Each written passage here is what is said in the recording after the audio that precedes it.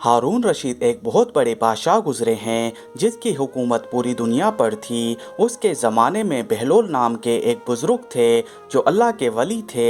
हारून रशीद उनका बहुत एहतराम करते थे और हारून रशीद की बीवी ज़ुबैदा बड़ी नेक औरत थी और उन्होंने अपने महल में 1000 लोगों को 24 घंटे कुरान मजीद की तिलावत के लिए रखा हुआ था। एक दिन हारून रशीद और ज़ुबैदा दरिया के किनारे टहल रहे थे तो वहाँ बहलोल एक मिट्टी का घर बना रहे थे।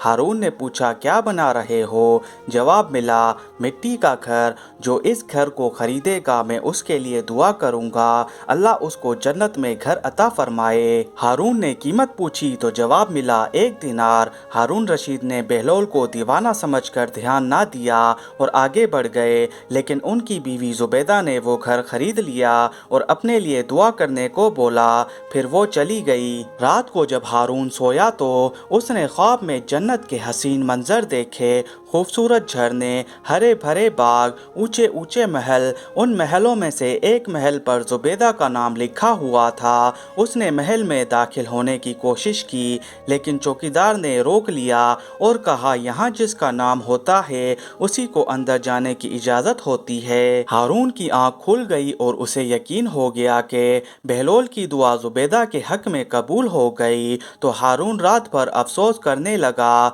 और अगले दिन वो बहलोल को तलाश कर रहा था तो देखा वो फिर से रेत से एक मकान बना रहे हैं। हारून ने फिर से वही सवाल किया और फिर से घर की कीमत पूछी तो बहलोल ने कहा, इसकी कीमत पूरी दुनिया की बादशाही है। हारून ने कहा, इतनी कीमत तो मैं नहीं दे सकता। कल तो 1 दिनार में दे रहे थे, आज पूरी दुनिया की बादशाही मांग रहे हो। बहलोल ने कहा, बादशाह सलामत, कल बिना देखे मामला था इसलिए सस्ता था, आज जन्नत देख कर आए हो इसलिए इसकी कीमत ज़्यादा देनी पड़ेगी। अल्लाह ताला हम सबको नेक रस्तों पर चलने की तौफीक अता फरमाए। तो कमेंट में आमीन ज़रूर लिखें।